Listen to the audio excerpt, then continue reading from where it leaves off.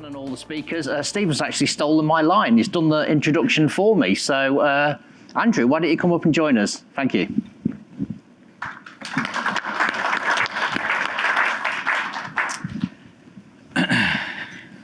Great. Might be needing that. Thanks so much. For those of you who are here, end of the day, I hope you've had a lively day. It's always a little dangerous being the last speaker.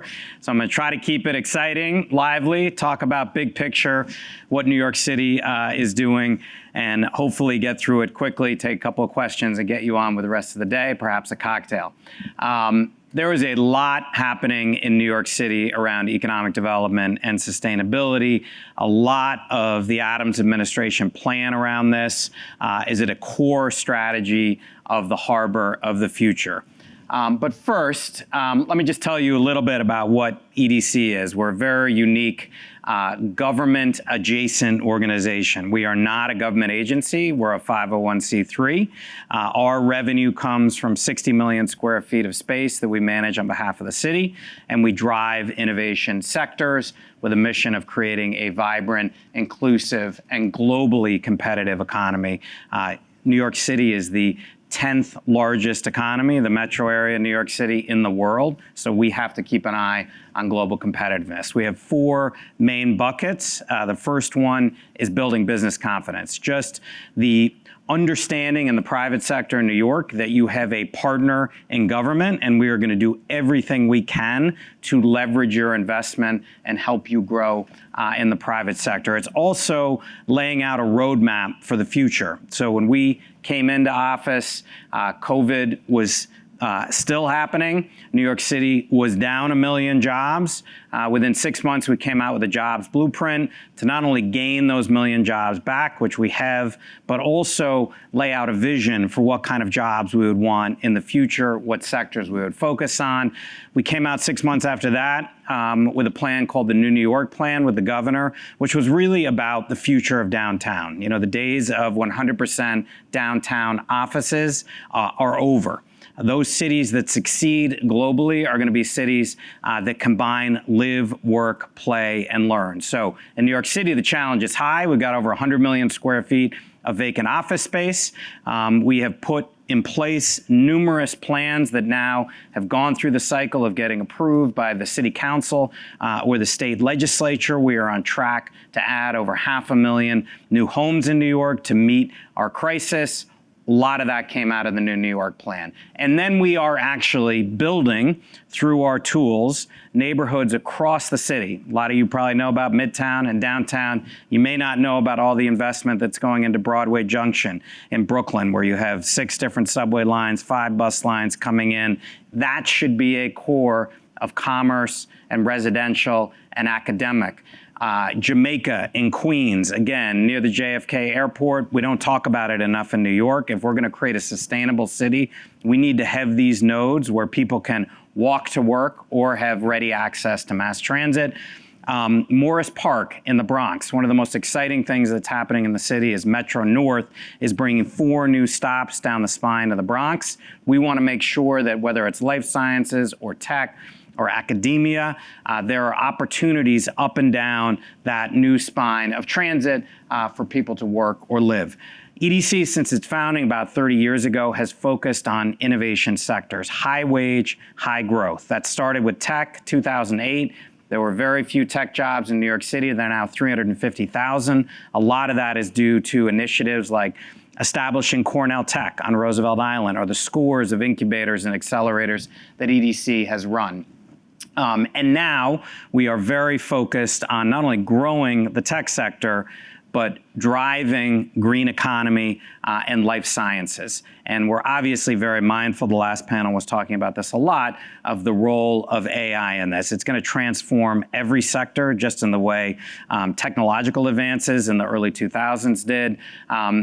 While the Bay Area is probably going to remain one of the hubs for the origination, the creation of a lot of these large language models, although a lot of that is happening in New York City has already become the world's capital for applied AI because we have all these other mature sectors like financial services and the scores of jobs being created, over 40,000 100,000 AI engineers working in New York City already at places like Google. And then we focus on sustainable infrastructure. Again, a lot of that touches on the environment and the future of New York City long term. We are in every part of the city. We have over 400 active projects, the 64 million square feet of space I mentioned that we manage. And if you look at this map, New York City is a harbor city. We don't focus on that as much. There are about 520 miles of shoreline in New York City. EDC actually has a hand in about 120 miles of that. And then when you look at the results of where we are today in New York City, it is quite extraordinary. We're at an all-time high for jobs. Not only gained back the million, but we have grown significantly over the last 2 years, about 500,000 jobs added. That is more than Miami and Dallas combined. We have a record high labor force participation rate. Those are people with jobs or folks looking for jobs. That is a very positive sign about the trends in the city. We are dealing with some of the unacceptable gaps in our unemployment rate. Black and brown people have had a much higher unemployment rate, particularly Black New Yorkers. We have driven that down 30% in the Adams administration. We've got a ways to go, but we are moving in the right direction. And then to me, having spent the last 20 years redeveloping massive old industrial sites on the Brooklyn waterfront, first the Brooklyn Navy Yard in a public-private partnership, and then Industry City, a private redevelopment, I have seen the power of small business in New York City firsthand. Thousands upon thousands of companies starting with only a few employees. And if you look citywide, the vast majority of companies in New York City have less than 10 employees. And this stat of 1 in 8 businesses in New York City today, starting in the last 12 months, speaks to that. They tend to be very, very small businesses.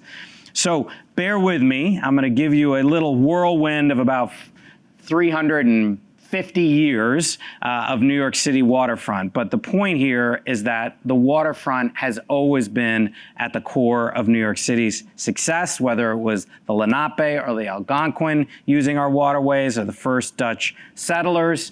Moving into the 1800s, where New York City was really the inspiration for freedom and opportunity. You see the Statue of Liberty there. World War I, World War II, we were the hub of innovation and activation for the military to face our last major global crises, and also the hub of manufacturing in the United States. There were 1 million manufacturing jobs. A lot of that started to change.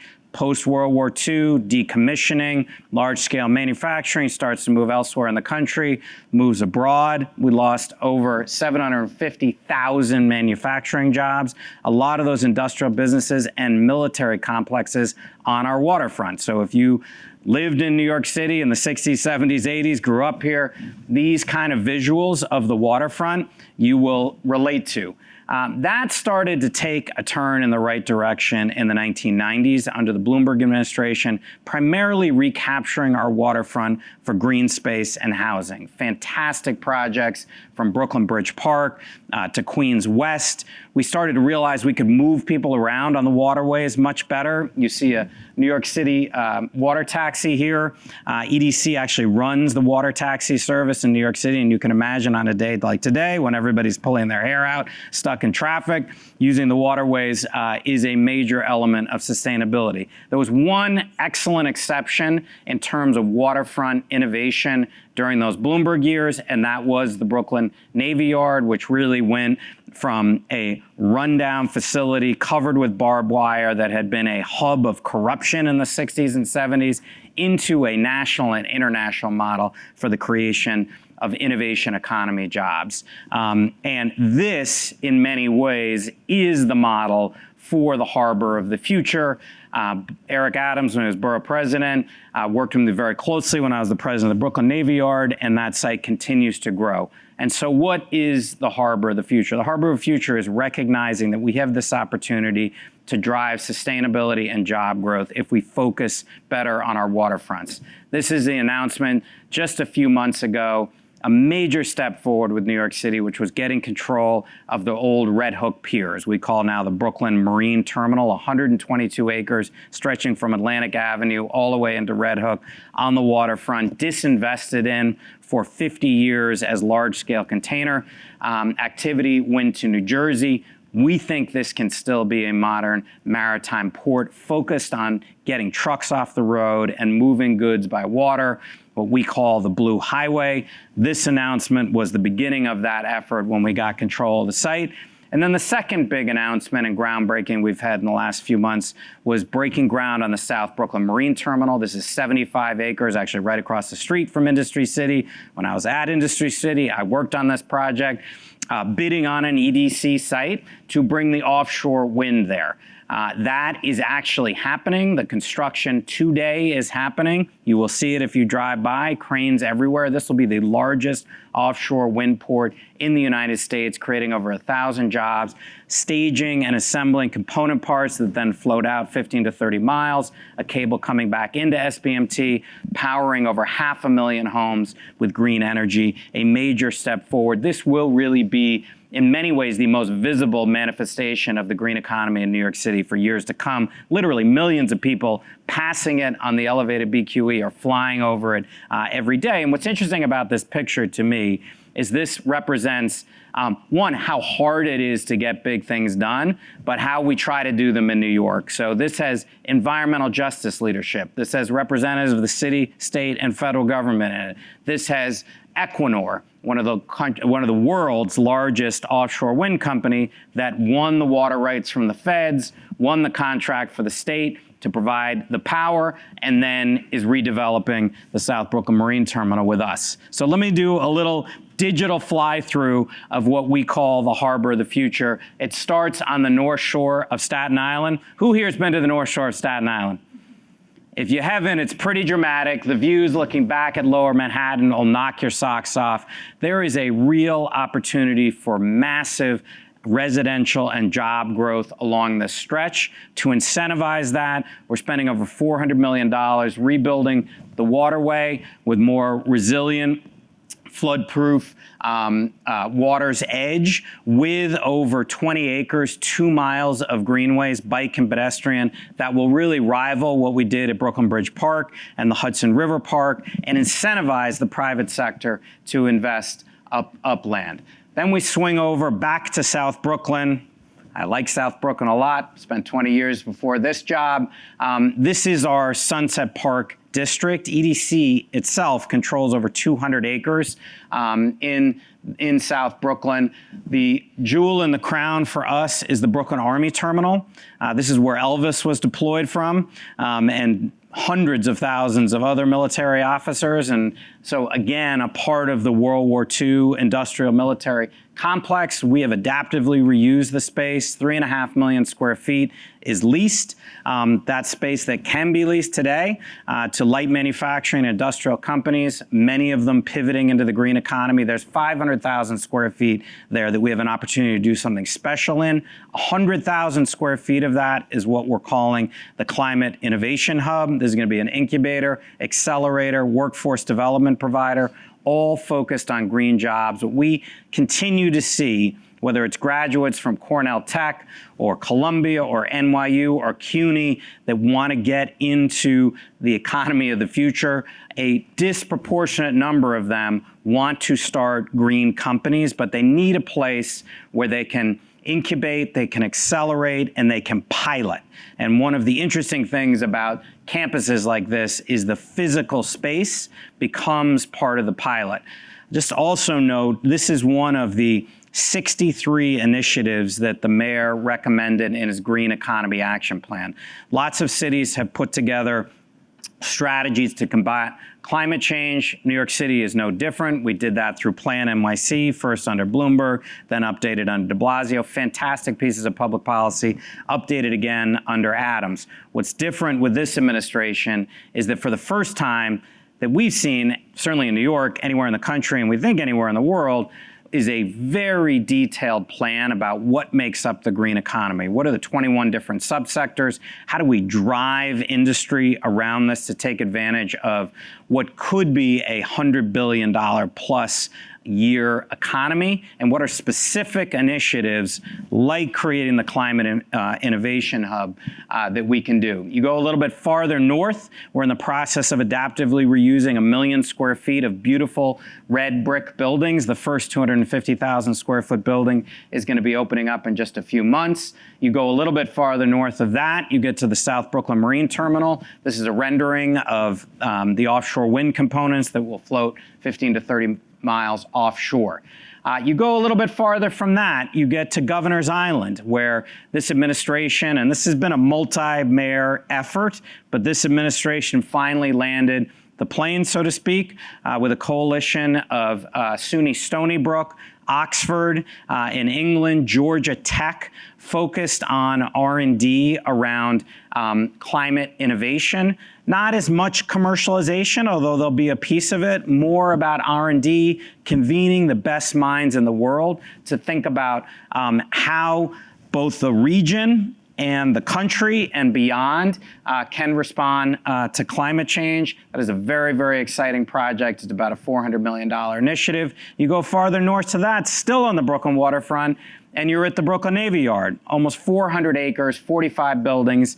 It is an incredible site. It has continued to have great leadership there, and they have plans now to double in size. One of the hallmarks of the Adams administration is this commitment that we work together on efforts. We don't work in silos. So the three organizations, EDC that manages the Brooklyn Army Terminal, the Governor's Island, Redevelopment Corporation, and the Climate Hub there, and the Navy Yard, has signed on to what we're calling the Harbour Climate Collaborative. This is over 10 million square feet of space, 600 acres, the opportunities for business to pilot on Governor's Island and then open a business at the Brooklyn Army Terminal or the Brooklyn Navy Yard, or vice versa. All of these sites connected by NYC ferry. And then we're going to add on top of that, and this is what I was talking about before, just look at this massive expanse of 122 acres. This is the Brooklyn Marine Terminal. We just got tremendous news on Friday. The biggest grant EDC has ever received on behalf of the city, $163.8 million mega grant to convert at its core this site into a modern all-electric port focused on specialty cargo like food coming in. This is a food resiliency issue. Today, frozen reefers come into this site. It's a small container terminal. They get about 1% of all the cargo. Almost all of that gets on a barge, goes back to New Jersey, goes into cold storage, gets on a truck, goes to the Bronx, gets distributed to the rest of the New York City. That is nuts. You ought to be able to take that food that gets delivered right there, get right to restaurants, grocery stores in Brooklyn and Queens, or get on a barge, go to the Bronx by water, not by truck, and then get distributed elsewhere. We also think this site, because it's so large and stretches for such a long stretch, can also be an opportunity for us to address some of our housing crisis with new housing and green space. It's not the 1950s anymore. You can have a modern, all-electrified port right next to housing and green space and have people see the change that we're talking about. We're going to flip to Lower Manhattan, where in a couple of months, we're going to announce a new operator of the downtown Manhattan heliport. These are assets that EDC runs. If you're New Yorkers, you may not like the noise that helicopters make over your head. Certainly, we get a lot of complaints about it. We have committed publicly to convert to all-electric helicopters the second that the FAA approves that. We expect that in the next 12 to 18 months. This is a very, very exciting development. This is a picture of us demoing some of these all-electric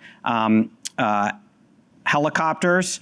Just a few months ago, it was the first time in a dense urban area it flew out over the harbor. It is incredible. You can barely hear them. On top of that, we're going to use this site to focus on our Blue Highway initiative as well. And this is a fast boat, very similar to our ferry size, with the seats stripped out and e-cargo bikes on it. E-cargo bikes are now happening in big cities. London is doing it, Paris is doing it. We think we can really drive this throughout New York City to get trucks off the street, lower emissions, and I'll talk a little bit more about that in a minute. We then pivot to lower Manhattan and the FIDI Seaport, going from Pier 17 all the way down to the Battery Maritime building. If we don't address resiliency here, Water Street is literally going to be underwater in a generation. And so we have a fantastic plan that adds about 8 acres of green space with a series of storm surge barriers. This is in early design. We do not have a financing mechanism for this yet. This is probably an $8 to $10 billion project. So we are now in beginning conversations of how you create a resiliency assessment district with a special assessment to finance not just this, but critical resiliency projects across New York City. We go a little bit farther north, and I want to talk about another project on the waterfront that goes to another key sector, which is life sciences, which really reflects the value of this administration. This is a 5-acre site at 25th and First Avenue. When we came into office, the plan was to turn this into a sanitation depot. We thought we could do better. This was in the heart of the rapidly emerging biotech district of Kips Bay. We said, let's figure out how we connect high school to college to life sciences jobs. We announced a vision 2 years ago in 2022 with the mayor and the governor each kicking in $500 million to bring 3 City University of New York schools there, a 2-year, a 4-year, and a graduate school, all focused on public health and biotech careers, and a STEM high school focused on the same. That's on one half of the campus. We, on the other half, are going to build out 1 million square feet by finding a private sector partner that will want to build there. So announcement 2 years ago, within a year, a master plan. We are going through the rezoning process. That'll be approved in February. We will break ground this summer on the public side of the campus and put out an RFP for the private side. That is light speed in New York City development. You go a little bit farther north, and one of the things I'll just have you notice, if you've driven up the FDR ever, you see the density now that's happened in Greenpoint, Williamsburg, right? People recapturing the opportunity to get to the waterfront for housing and green space. You get to this stretch in between Queens West and the Queensbridge houses, all low density. There is some really important industrial space here that would be preserved, but on the waterfront, we want to create density and housing. There have been several failed rezoning efforts over the last 20 years of this area. This administration is unafraid to take on these fights. We are working with the local council member. We think there's a real opportunity to grow housing and jobs there. And then right across the river is Cornell Tech. The first phase is built out. They've spun off over 200 companies, generating hundreds of millions of dollars of economic activity for the city. They're going to be more than doubling in size, and there'll be more news on that in the coming months. You go across the street from that, and we get more into infrastructure resiliency. So the EDC works very closely with the Parks Department and the Department of Transportation on the literally hundreds of miles of bike lanes that are built in New York City. EDC's prime job is the bike lanes on the water. DOT is in the streets.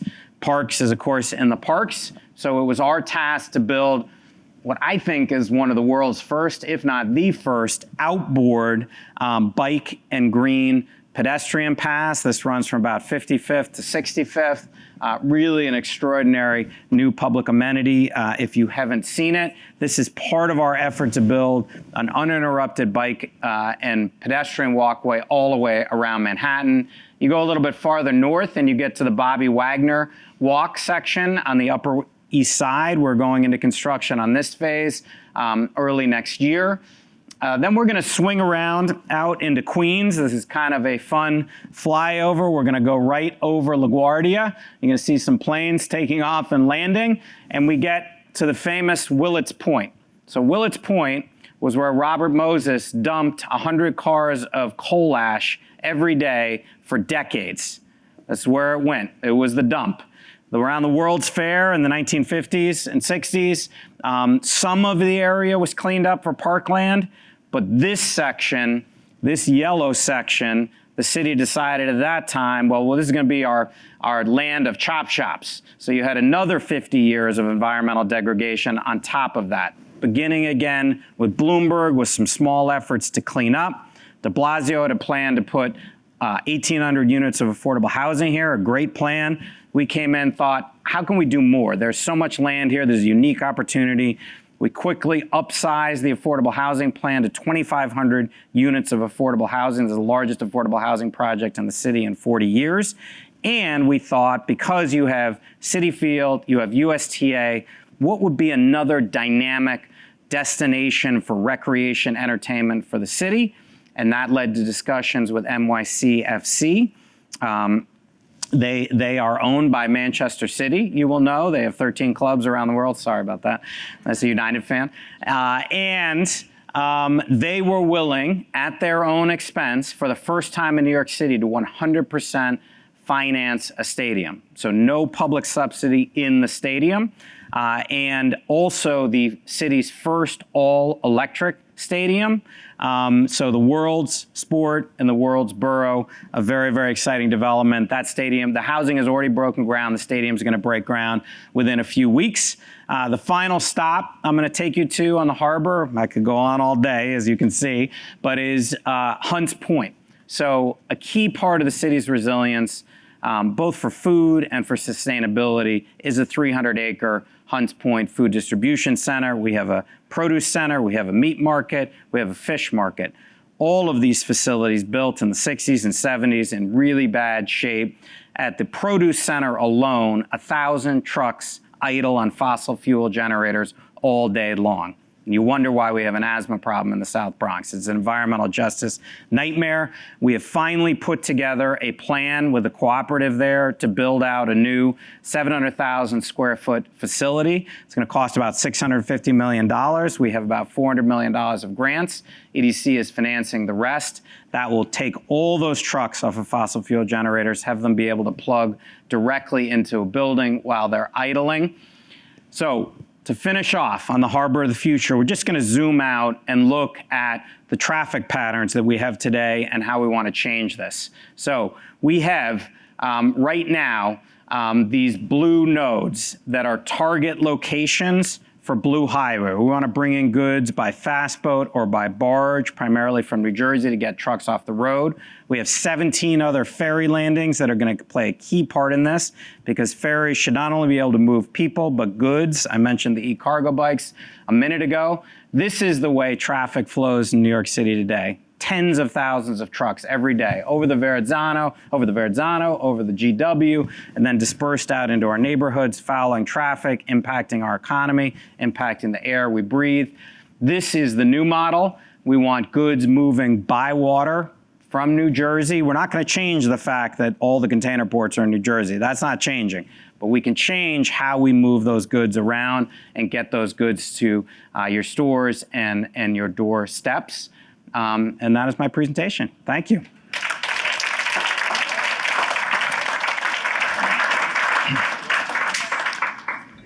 Thank you, Andrew. I mean, that was incredible. I was just thinking back to the first time I came to New York, which was 30 years ago.